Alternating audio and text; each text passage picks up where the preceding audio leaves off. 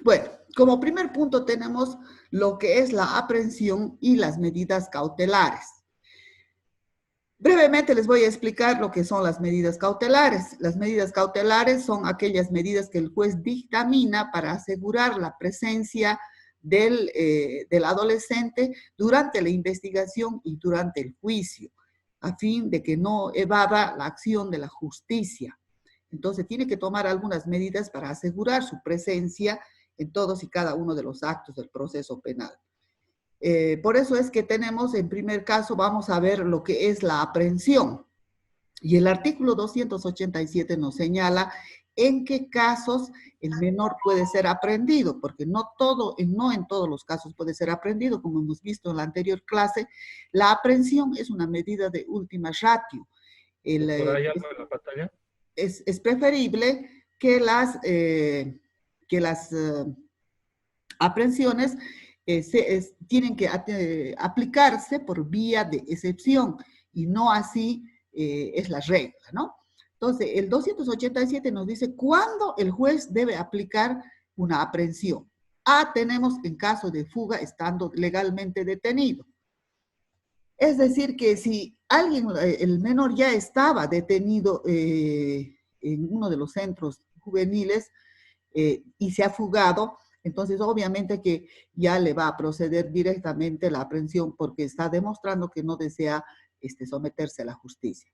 B dice en caso de delito flagrante. El delito flagrante es cuando el menor ha sido encontrado cometiendo el delito y ha sido detenido de manera inmediata o dentro de las próximas, estaba siendo perseguido y ha sido detenido dentro de las 8 horas, ¿no?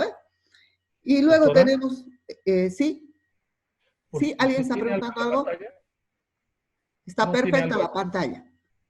Ya, ok. Está con el power. Bueno, entonces, luego tenemos otro caso en el que se puede dar la aprehensión, es en caso de incumplimiento de una orden emanada por el juez.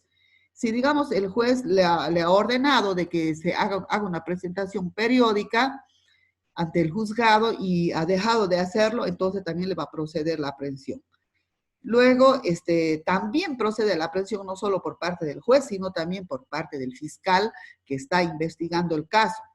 Y por eso en el inciso D decimos que procede la aprehensión por requerimiento fiscal, es decir, por el Ministerio Público Especializado de Menores, ante su inasistencia. Cuando el fiscal también puede señalarle días y horas de presentación y para que asista a diferentes actos en la investigación, y cuando deja de hacerlo y existen suficientes indicios de que es autor o es partícipe de un delito sancionado con una pena privativa de libertad cuyo mínimo legal sea igual o mayor a 3 años. Es decir, que también en caso de que el delito es grave y tiene una pena dentro del Código Penal mayor a 3 años y además ya las pruebas que ha recopilado el fiscal indican de que es casi que existe mucho indicio de que es autor, también puede proceder la pena privativa de libertad. También procede la pena privativa de libertad cuando el menor obstaculiza la acción de la justicia, obstaculiza a los operadores de la justicia, obstaculiza a los investigadores, como por ejemplo puede amenazar a los testigos, o cuando intenta fugarse o ausentarse del lugar donde él está siendo investigado o procesado, o realiza cualquier otro acto que impida la averiguación de la verdad. En caso del inciso A y B, es decir, que en caso de fuga, estando detenido o en caso de delito flagrante, la autoridad policial que lo haya aprendido tiene que inmediatamente comunicar al juez. Vamos a suponer que lo ha detenido la policía. Entonces, la policía debe comunicar máximo al fiscal dentro de las 8 horas y remitirlo a su disposición. Luego, el fiscal tiene 24 horas para presentar su imputación ante el juez para al fin de que el juez de la niñez y adolescencia decida la situación procesal, es decir, qué tipo de medida cautelar le va a aplicar, de privación de libertad o otra sustitutiva. Asimismo, el fiscal, aparte de comunicar al juez dentro de las 24 horas, debe comunicar a la Defensoría de la Niñez, debe comunicar a la defensa pública en caso de que no tenga abogado particular, y también tiene la obligación de comunicar a sus padres, tutores o guardadores o la persona que sea responsable de ese menor. El adolescente que es aprendido en ningún caso podrá quedar incomunicado o detenido en las dependencias de la policía, de la penitenciaría, de la FELCC, de la FELCB, etcétera. Solamente puede estar detenido o en un lugar que sea especial para menores, tiene que ser un centro de detención juvenil, jamás puede estar en un centro de detención para adultos. A continuación vamos a ver cuáles son esas medidas cautelares que el juez puede aplicar a un menor que está siendo investigado o sometido a proceso. Entre estas medidas cautelares, como podemos ver, son medidas cautelares de gran variedad. Tenemos unas que no son de privación de libertad y las últimas que sí son de privación de libertad. En el inciso A tenemos la obligación de presentarse ante el juez con periodicidad que el juez determine. Entonces, el juez, por ejemplo, se hace una audiencia después que el fiscal ha presentado su imputación, y en esa audiencia el juez va a determinar cuál de estas clases de medidas le va a aplicar. Esas medidas se aplican mientras dure la investigación y mientras dure el proceso hasta que se dicte sentencia. Esas medidas cautelares pueden ser modificadas si es que el menor las incumple, pudiéndole poner otras más graves, ¿no? Como la privación de libertad, en caso que se le haya aplicado una que no era de privación de libertad. Tenemos, como estábamos diciendo, en el inciso A, la obligación de presentarse al juez con periodicidad que el juez determine. Por decir, el juez puede decir, se va a presentar todos los lunes a las 8 de la mañana. Y si no lo deja de hacer, entonces seguramente le va a expedir un mandamiento de aprehensión. En el inciso B tenemos la obligación de someterse al cuidado de una persona responsable que no tenga antecedentes penales, ¿no? Que sea una persona de probada responsabilidad. En tercer lugar, tenemos que debe abstenerse de concurrir a determinados lugares o reunirse con determinadas personas. Si es un muchacho, por ejemplo, que estaba en pandillas, es obvio que el juez le va a prohibir meterse con sus compañeros de pandilla, le va a prohibir asistir a locales nocturnos de fiestas, bares, bailes, etcétera. ¿Por qué? Porque seguramente si asiste va a consumir drogas o va a consumir alcohol y puede inclusive volver a cometer otro delito. En el inciso D tenemos que otra medida cautelar, otra clase de medida cautelar es abstenerse de comunicarse con determinadas personas siempre que no afecte su derecho a la defensa. Bueno, si el menor ha sido, por ejemplo, ha sido descubierto que él es parte de una asociación criminal, como de las pandillas que le decía anteriormente, es obvio que se le va a prohibir que mantenga el contacto con este tipo de personas que están dedicadas al delito, que son un mal ejemplo, etc. Otra medida cautelar es el arraigo. El arraigo es cuando el juez le prohíbe al menor salir del departamento de Tarija o salir de Bolivia. Si le prohíbe salir de Bolivia, entonces seguramente va a remitir antecedentes ante el Ministerio de ante migraciones, perdón. Y migraciones, si el menor algún rato trata de cruzar las fronteras, seguramente lo va a detener. Eso se llama arraigo, es que la persona no puede salir de un determinado lugar, tiene que permanecer ahí de manera obligatoria.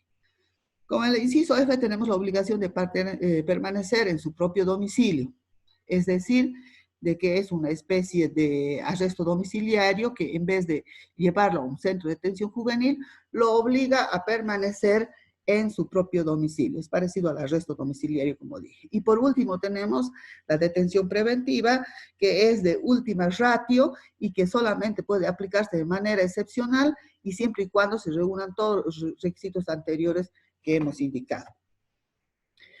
Entre los requisitos para la detención preventiva, conforme al artículo 289, tenemos a la existencia de elementos suficientes que indiquen que probablemente él ha participado en el hecho delictivo que se le ha denunciado.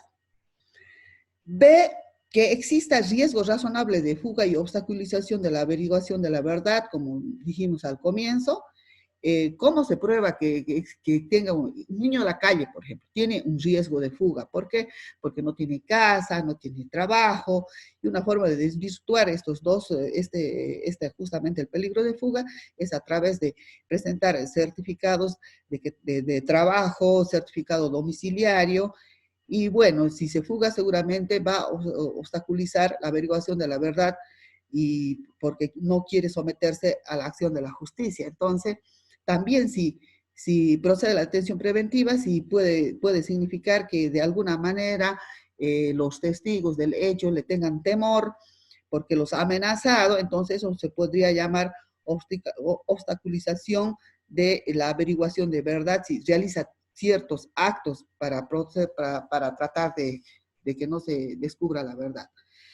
No procede la detención preventiva por hechos que se adecúen a delitos contra la propiedad, es decir, no procedería la detención preventiva por delitos, por ejemplo, de robo, de hurto, siempre y cuando haya devuelto o haya restituido o se haya recuperado la cosa o que de alguna manera no ha salido del dominio de la víctima o el daño ha sido reparado. Entonces, por los delitos contra la propiedad, no puede proceder, perdón, la detención preventiva, pero siempre y cuando haya devuelto o se haya recuperado la cosa o haya reparado el daño que ha causado. La detención preventiva se practicará en los centros de integración social en forma diferenciada por género. ¿Qué quiere decir? Que solamente va a ir a esos dos centros de detención juvenil que hay acá en Tarija, que tenemos el Trinidad Peralta y el Oasis, y que el uno es para varones y el otro es para mujeres. ¿A qué se refiere cuando decimos riesgo de fuga y obstaculización de la verdad? El juez, al aplicar esta medida, la medida de detención preventiva, tiene que realizar una evaluación integral de todas las circunstancias que existen y pronunciarse sobre ciertos puntos que van a determinar que existe un riesgo de fuga y que existe obstaculización de la verdad. En estos puntos o estos requisitos son los siguientes. A, en primer lugar, que tenga de alguna manera de abandonar el país o permanecer oculto. Si es un menor que no trabaja, no tiene familia, no tiene casa, está en la calle, es obvio que, por decirles, ¿no? Por darles un ejemplo, es un menor que ha sido utilizado como mulita en el narcotráfico para pasar la droga a través del monte por la frontera, digamos, de Yacuiba a Argentina. Entonces, ahí el juez puede determinar que el menor tiene facilidad de abandonar el país, le es fácil pasarse al otro país, o que tiene habilidad para permanecer oculto. Ve que haya tenido durante el proceso, el proceso se llama desde el momento mismo de la investigación, ya se llama proceso, no solo al juicio, a la celebración del proceso oral, se llama proceso inclusive desde la investigación. Entonces, que haya tenido durante el proceso un comportamiento que manifiestamente demuestra que su voluntad es de no someterse al proceso. Sé que cuente con una imputación o sentencia por otro delito, es decir, que tenga ese antecedente. De que pueda destruir, modificar, ocultar, suprimir o falsificar cualquier elemento de prueba que pueda servir para llevar adelante el proceso. Que pueda influir negativamente o pueda poner en peligro a personas relacionadas con el proceso, como los testigos, por ejemplo. Sea que sea autoridad, sea que sea partícipe, testigo, etc. O que es parte del proceso, o es un tercero, por último, ¿no? Que él pueda influir negativamente, como las amenazas, por ejemplo, que dijimos anteriormente. F, que pertenezca a alguna organización criminal o asociación delictuosa, como son las pandillas. Si trabaja en el país, coopera con su familia, se considera que no existe riesgo de fuga. Cesación de la detención preventiva. La detención preventiva es excepcional y si ha sido aplicada, puede ser modificada en cualquier momento. ¿En qué casos podría aplicarse? 1. Cuando nuevos elementos de juicio demuestran que no concurren los motivos que la fundaron o se torne conveniente su sustitución por otra medida que sea más conveniente.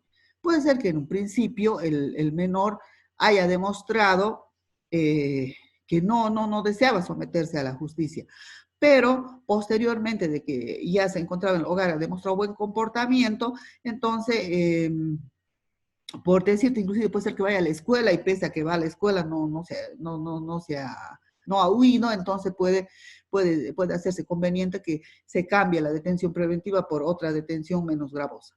B, cuando su duración exceda al máximo legal del tiempo que podría corresponderle en régimen abierto, de acuerdo a la proporcionalidad de la pena establecida para el delito que se juzga.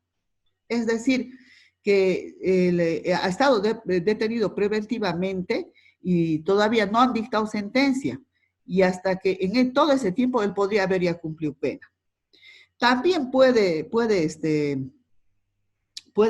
modificarse la detención preventiva cuando la duración de la detención preventiva ha pasado los 45 días sin acusación del fiscal o 90 días en caso de pluralidad de adolescentes imputados, contando desde la notificación de la imputación. ¿Qué quiere decir esto? Desde el momento que se inicia la investigación, el fiscal debe decidir si acusa o no acusa, máximo en término de 40 días, si es un solo el adolescente, pero si son varios adolescentes, tiene el plazo de 90 días el fiscal para acusar a los adolescentes. Pero si en el plazo de 45 días o de 90 días no lo ha hecho, entonces el juez de oficio tiene que hacer cesar la detención preventiva porque ha excedido estos días. D, cuando la duración excede de 3 meses sin sentencia de primera instancia o 6 meses en caso de pluralidad de personas imputadas y que se computa desde la notificación con la imputación. Bueno, entonces, ya habíamos dicho que el fiscal, ¿qué hace? Lo detiene el policía, en 8 horas lo pone a conocimiento del fiscal, a disposición del fiscal, y luego el fiscal en 24 horas lo imputa y pide medidas cautelares al juez. Desde el momento que ha sido notificado el adolescente con la imputación, si es uno solo, no puede pasar 3 meses sin que se haya hecho el juicio y el juez haya dictado sentencia. Y si han pasado esos 3 meses, el juez de oficio tiene que igual determinar la cesación de la detención preventiva. En caso que sean varios, cuando dice pluralidad se refiere a varios adolescentes, los que están siendo juzgados, digamos 5 o 6 adolescentes, entonces el plazo es más, es de 6 meses. Si en 6 meses desde que han sido notificados con la imputación del fiscal no se ha dictado sentencia, no se ha acabado todo el juicio, entonces el juez de oficio debe decretar la cesación de la detención preventiva. Vencidos los plazos del inciso C y D, el juez aplicará, digo nuevamente, otro tipo de medidas, dictará la cesación de las medidas y aplicará otras que no sean de privación de libertad. A continuación vamos a ver lo que es la investigación. Cómo se hace la investigación, cómputo de plazos, cómo hace la investigación el fiscal, cuáles son esos elementos de convicción, etc. El cómputo de plazos corre desde el día hábil siguiente, desde la notificación y vence en el último día hábil señalado. Para que ustedes me entiendan mejor qué quiere decir. ¿Por qué tenemos que hacer el cómputo de estos plazos? Como acabamos de decir en el anterior punto de cesación de la detención preventiva en el punto C y D, hay que hacer este cómputo de plazos para que proceda la cesación de la detención preventiva. Entonces, por eso es que tenemos que saber cómo se computan los plazos. Corre desde el día hábil siguiente desde la notificación y vence el último día hábil señalado. Es decir, si han sido notificados con la imputación el día viernes, sábado y domingo no corre, se computa desde el día lunes. ¿Cuándo vencen estos plazos? Estos plazos tienen que vencer el último día hábil. El último día hábil, sábado y domingo no se cuenta. Feriados nacionales no se cuenta. Entonces, vencen también si el último día es viernes, bueno, ese viernes. Si el último día es lunes, entonces el lunes. Vamos a ver lo que es la imputación del fiscal.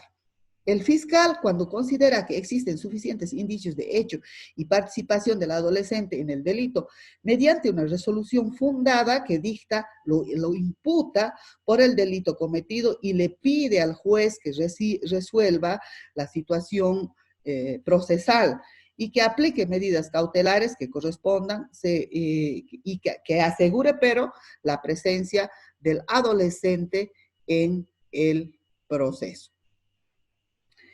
Entonces, esa es la imputación del fiscal. En realidad es una resolución que dicta el fiscal que tiene que estar fundada, porque si no es fundada quiere decir con un buen argumento jurídico, con una sólida argumentación, el porqué de su decisión, porque no puede ser arbitrario y por lo tanto por eso debe ser fundado, ¿no?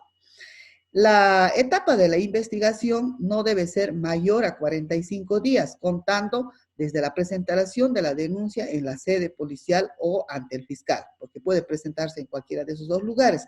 En caso de pluralidad de personas, la etapa investigativa no puede pasar de 90 días. Si es un solo adolescente, etapa investigativa, 45 días. Si son varios adolescentes, 90 días. ¿A qué se llama elementos de convicción? Los elementos de convicción en realidad es la prueba y que el juez tiene que admitirla y la prueba tiene que ser presentada por el fiscal. Por eso se dice que el juez admite como prueba todos los elementos lícitos que puedan conducir a la verdad histórica de los hechos, que puedan establecer la responsabilidad y la personalidad del adolescente, pudiendo ordenarse inclusive prueba extraordinaria si es que todos estos elementos de convicción no pueden conducir a la convicción plena de que están dando prueba plena sobre de la inocencia o de la culpabilidad del adolescente. El juez valora la prueba. ¿Cómo valora la prueba? Valora la prueba aplicando la sana crítica y justificando por qué le da ese determinado valor y argumentando adecuadamente las razones por las cuales el juez está otorgando ese valor en base a la apreciación conjunta y armónica de toda la prueba producida. Así como el fiscal tiene que emitir una imputación fundada, el juez también debe establecer a través de sus resoluciones con fundamentación.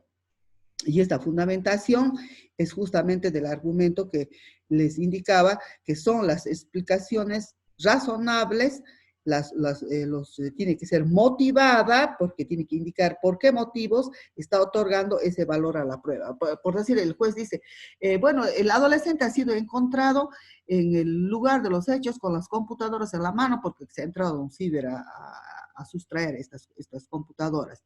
Luego se ha escapado y perseguido por la policía, según el informe policial, ha sido encontrado.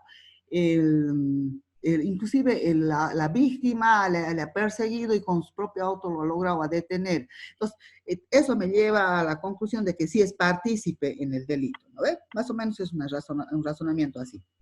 Como punto 3, vamos a ver lo que es la finalización de la investigación. Cuando ¿quién es el director de la investigación de un delito de un menor? El fiscal. El fiscal tiene que acabar su investigación en 45 días o en 90 días.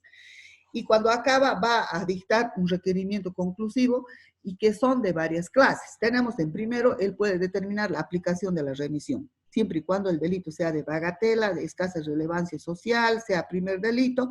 Entonces, el fiscal puede decir, no, ¿yo para qué lo voy a procesar? Mejor le aplico como una especie de perdón con la advertencia que si vuelve a cometer otro delito, ya se le aplicará una sanción más grave. Luego también el fiscal en su requerimiento conclusivo puede pedirle, este requerimiento conclusivo se presenta al juez de la niñez y adolescencia, puede pedirle alguna salida alternativa. Las salidas alternativas son medios de solución donde el menor no va a ir a juicio y se va a resolver de otra manera, como por ejemplo la suspensión condicional del proceso, de alguna otra manera más suave que someterlo a juicio. O por último, el fiscal, perdón, puede resolver acusarlo. Entonces presenta la acusación y a partir de la acusación, cuando presenta acusación, cuando según él tiene prueba plena que ha recolectado en la investigación y puede conseguir una condena para ese menor. También puede sobreseerlo, sobrecimiento cuando no existe suficiente prueba según la investigación que he realizado, o también directamente puede hacer un rechazo de denuncia, es decir, que no lo va a procesar porque ha descubierto de que el menor, el hecho que ha cometido no constituye delito, o por el contrario, no existe ninguna prueba en su contra, y luego, entonces va a ser el rechazo de la denuncia que se ha hecho en su contra. Por último, también otro requerimiento conclusivo es la desestimación anticipada del proceso. La desestimación anticipada del proceso es que el menor se va a someter a procedimiento abreviado, es que si el menor puede negociar la pena con el juez, con el fiscal, hacer un procedimiento abreviado donde va a confesar el delito y en una sola audiencia se va a resolver absolutamente todo. Y esa es una resolución anticipada del proceso lo que puede terminar la investigación. A ver, un ratito, creo que se me está por acabar el tiempo. Me van a esperar un momentito. Vamos a revisar porque aquí me está saliendo un aviso de que se me está acabando el tiempo.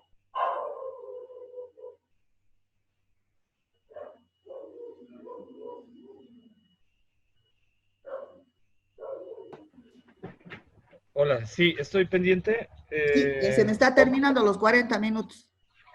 Sí, es porque la teníamos que haber programado con más anticipación. Bueno. Entonces, de todas formas, vamos a volver termina a esto llamar. y continuamos el mismo link. Ya. Entonces volvemos a llamar. Sí, ya vemos cómo hacemos. Sí, siga, por favor. Bien, entonces, estas son cómo finaliza la investigación. Puede ser la aplicación de la remisión, una salida alternativa, puede acusar, sobreseer, puede rechazar la denuncia del fiscal o puede aplicar la desestimación anticipada del proceso. Vamos a ver a continuación lo que son las resoluciones jurisdiccionales. ¿Cuáles son las resoluciones jurisdiccionales? Son las que hace el juez. Hasta este momento hemos visto todos esos requerimientos conclusivos lo hace el fiscal. No van a confundir lo que hace el fiscal con lo que hace el juez, ¿ya? Tienen que acordarse quiénes son los actores del sistema. Cuando hemos estudiado los actores del sistema, ahí hemos visto quiénes eran los actores. Era el fiscal, era el juez, los auxiliares del juzgado, los abogados defensores, los equipos interdisciplinarios, deben recordar, ¿no? Entonces, por eso es que vamos a ver ahora las resoluciones judiciales, jurisdiccionales, que obviamente son judiciales porque las dicta el juez. Uno, el juez puede disponer mediante resolución la aplicación de remisión cuando no haya sido requerido por el fiscal. Es decir, que la remisión, ya les he dicho que es una especie de perdón judicial, que si el fiscal no lo ha pedido, el juez lo puede hacer de oficio. Luego, el juez también puede disponer la aplicación de una salida alternativa, como la suspensión condicional del proceso. O de lo contrario, el juez puede, si ha habido acusación, dictar la sentencia en juicio oral. Otro tipo de resolución que hace el juez es aprobar el sobrecimiento cuando ha concluido el fiscal su investigación con un sobrecimiento y obviamente si conforme a la ley corresponde, el juez lo aprueba. Después el juez también otra resolución que dicta es aprobar la terminación anticipada del proceso, o sea, el procedimiento abreviado. ¿Por qué? Porque cuando el fiscal plantea que se haga el proceso abreviado, la desestimación anticipada del proceso, se hace ante el juez en una audiencia. Y el juez en este proceso es que dicta sentencia. Ustedes, no sé si alguno de ustedes escuchó hablar lo que es un procedimiento abreviado. Muchas veces, pero en el caso del otro día alguien me preguntaba el caso de la niña Esther, se sometió a procedimiento abreviado, ha confesado el crimen y hasta con sentencia ejecutorial. Vamos a ver, bueno, hasta ahí hemos visto cuáles son las resoluciones del juez, antes hemos visto cuáles son como los requerimientos concluidos del fiscal, ahora vamos a ver qué es la remisión. Yo les he explicado brevemente que la remisión era como una especie de perdón judicial. Pero en realidad la remisión es una medida por la cual se excluye al...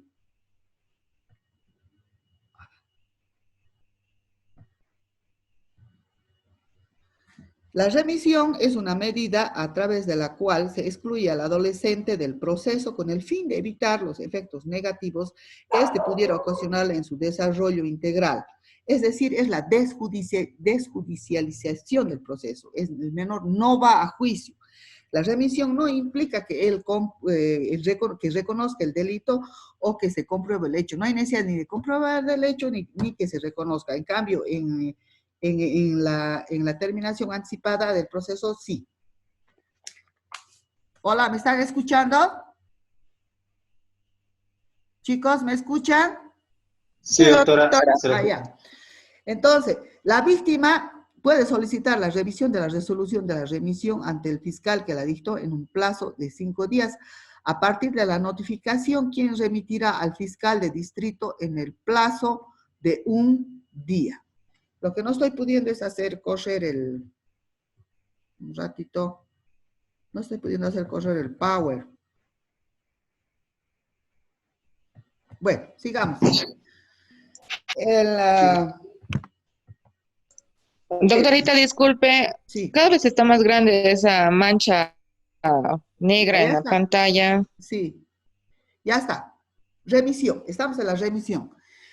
¿Ya se ha salido la mancha? Era para ampliar el tiempo porque se nos había acabado ya. Sí, doctora, se fue para un costadito. Bueno, es que le están ampliando el tiempo porque se nos ha acabado, por eso es. Ya, entonces, la remisión, ya les he dicho de que es para evitar los efectos negativos, no es sometido a juicio, no implica que el menor confiese el delito, no, como es en el anterior caso, no implica la comprobación del delito, y sin embargo, la víctima que no está contenta con que se aplique la remisión al adolescente, le puede pedir al fiscal que ha planteado, digamos, la remisión, que en el plazo de 5 días revise que se revise la remisión. ¿Quién resuelve esta revisión de la remisión? El fiscal de distrito. El fiscal de materia ha planteado el que se haga la remisión y la víctima es como una especie de apelación porque no está de acuerdo con la remisión, entonces le pide al fiscal de distrito para que resuelva en el plazo de 5 días. Entonces, ¿qué hace el fiscal de distrito? El fiscal de distrito va a resolver en 5 días la revocatoria o la ratificación de la remisión. En su decisión, él dirá, bueno, se revoca, aquí no puede proceder la remisión, este menor es reincidente, etcétera, etcétera. O puede ratificar porque es un delito de bagatela, por si un robo de una garrafa, por ejemplo, ¿no? Y que es primera vez. Entonces, si dispone en la revocatoria... Doctorita, disculpe. Sí. Se acaba ya el tiempo, podemos cerrar la sesión y vamos a... Ya, vamos a cerrar la sesión, ya, vamos a cerrar y vamos a volver a llamar. Se acabó el tiempo. Sí, por favor, la pregunta continuamos en la siguiente sesión.